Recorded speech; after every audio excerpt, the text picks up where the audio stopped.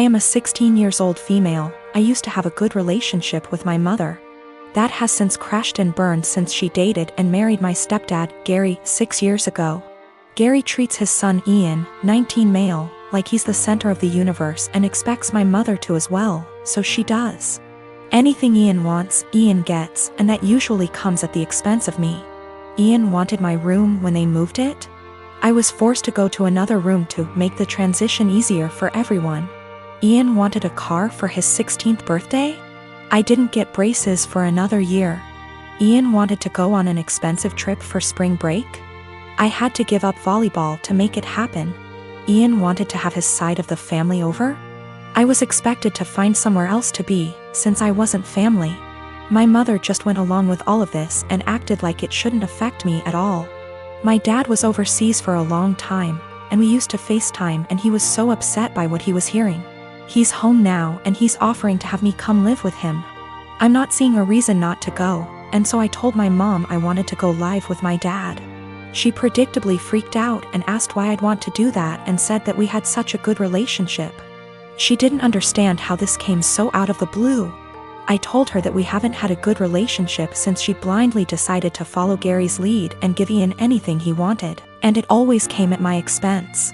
My mom tried to argue, so I said I also wanted to leave because she let them kick me out of my own house because I wasn't family. So I was going to go live with someone who was. My mom started crying and said she wouldn't let me go. So I told her that my dad was willing to go to court over it and I was old enough to be able to say where I wanted to be. She's been a crying mess since I told her, and Gary is being a jackass about how awful I'm being. He was. ING at me about how terribly I'm treating them and how I'm not thinking about them at all. I asked why should I. He never thought of me when he was taking things from me to give to his kid. I said let's face facts here, you don't care about me, what you care about is losing the child support you spend on your son. He sort of went slack-jawed and I walked off. My dad said my mom called and threatened to take him to court, so he said he'd see her there. Now she's panicking because she realized he is planning on taking her to court over this. Mom and Gary of course think I'm the asshole for making things hard for everyone. But my dad and grandparents say to leave and never look back. I've been with my wife for 2 years. She has a 21-year-old son. I have a 14-year-old daughter from my previous marriage. My late wife passed away in 2014. She left a few things for our daughter, including a gold jewelry set. Her mom was devastated she didn't get to gift the set to our daughter on her wedding day. I keep it in my closet since it's expensive and my daughter is too young to have it.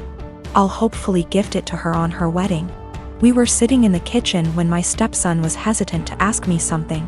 We're in good terms but have our fair share of arguments. He said his fiancée was taking something from his mother's and my closet, saw the jewelry set and liked it very much. He asked if he could borrow it so his fiancée can wear it at her cousin's wedding. I found this unacceptable. I told him his fiancée had no business being in the bedroom and that the jewelry isn't mine. It's for my daughter. He asked me if my daughter will agree to let him borrow it if he talked to her. I told him not to even talk about it again. He got all pissed and said things I do not remember. When he and his fiancée were at the wedding, I discovered that the jewelry set was gone. I told my wife and we looked all over the house. I called my stepson to tell him about calling the police because I really thought someone stole the set. He said there was no need, that he borrowed it and will return it after they get back from the wedding. I yelled at him and told him to come back with it right then. I kept calling him till 12 a.m. when he told me to stop calling and that he'd bring it in the morning. I couldn't sleep that night. I felt terrible. In the morning he showed up at 10 a.m. He didn't bring it and started stalling, saying he forgot he'd bring it the next day. At this point it was clear he gifted it to his fiancée and was stalling. I got so mad I told him I will be pressing charges if he doesn't return the set today. We got into an argument. My wife said his fiancée was the one who wanted the jewelry set. But he was the one who took it and it's not even mine, it's my daughter's, which made it worse. Because I'm responsible for whatever happens to it. His grandparents berated me after I told them this and got mad and defended him when I said that I will be pressing charges. He stole and needed to be responsible for his actions. He didn't respond to my final calls, so now I've given him one last chance, and it's over. I pressed charges today. They're saying calling the police was extreme and cruel. They're all convincing me to back down.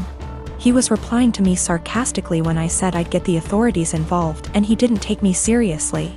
His mom said she'd try to talk to him, but I had enough of him stalling, hoping I'll just let it go so he can make his fiancée happy. I feel like an irresponsible idiot.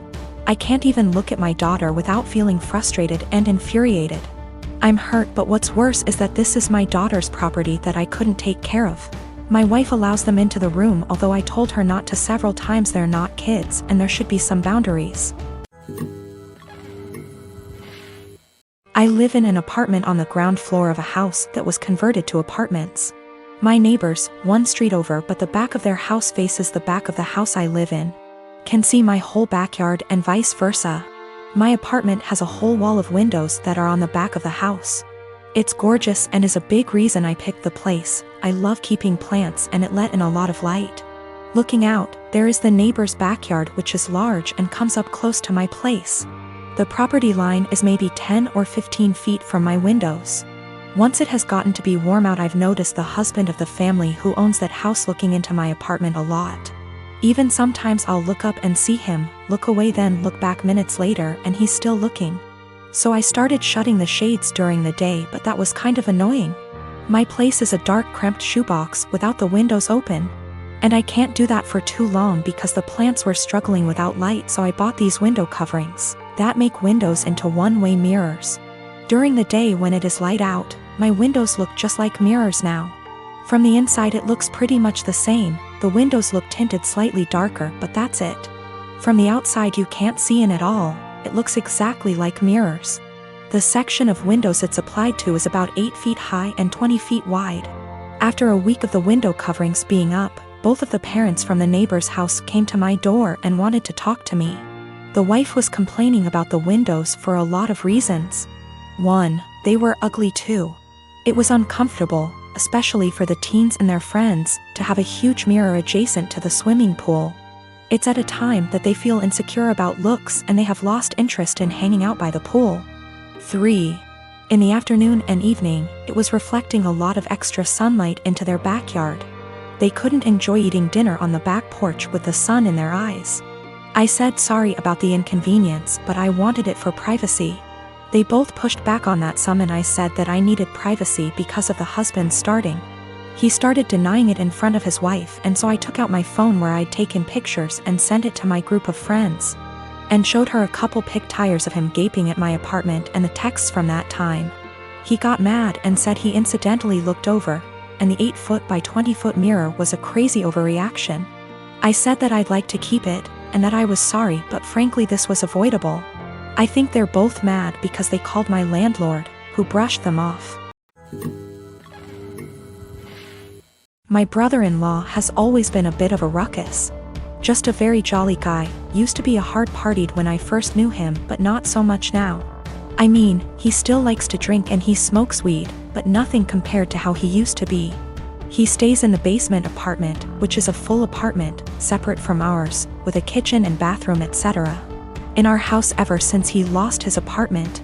He has never really been able to keep a good job, no college education, and also ADHD. And we live in NYC, so affording rent is impossibly hard lately. This was supposed to be a temporary thing for him, out of desperation because he lost his apartment. I should say that he has gone through multiple phases of depression from just living hard much of his life. I remember seeing him when he was in his 20s and he was just a damn mess.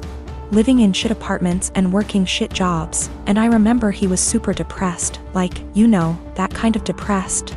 For a bit around a decade ago because of how awful his life was. And it was awful. I won't sugarcoat it. He was getting mugged in his area constantly. His apartment was horribly small and he worked horribly long hours. His ex-wife was awful to him and cheated on him. But in the past 2 months that he has been here, he's been an absolute joy. To both me and my wife and also our kids. We all love him so much. He clearly loves the basement, it's even bigger than his old apartment, and just in general it's in a much better location.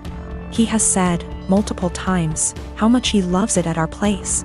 He also is just a great guy to have around. He is a blast with our kids and he always cooks food for us and is just a general great, funny, charismatic guy.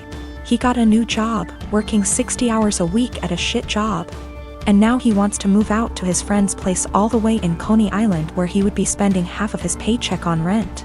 At first, we were like, okay, well, this was our agreement, he was eventually gonna leave. But then we kinda had a family meeting and realized, hey, we want him here. I don't even care if he pays nothing in rent, he's great to have around. Just to be clear though, we did tell him he would have to pay something a month, a number we haven't decided yet. When we told him this, he kind of thought it was a joke, but then he agreed. He was very happy about it, and we were too, and we were kind of thinking like, he's a member of our house now, you know? But then he changed his mind suddenly, and was saying how he doesn't want to be a freeloader and that he thinks we are just allowing him to stay because we feel bad for him. He really will not listen to us at all when we say that we actually want him to stay. Even our kids, teens, have tried getting him to stay and he just won't accept it. Every time we bring it up to him he sort of does this pity thing where he's like, come on, I know you think I'm a loser. I'm not gonna mooch off of you guys or something along those lines. It's been around 2 weeks, and he just kind of feels bad about it. It is absolutely a pride thing for him. He technically plans on moving out in the next few weeks, but we really want him to stay. And we know that he would love to stay. I feel like there is really no chance this is some kind of deep down he hates it here kind of situation. This is 100% a pride thing for him.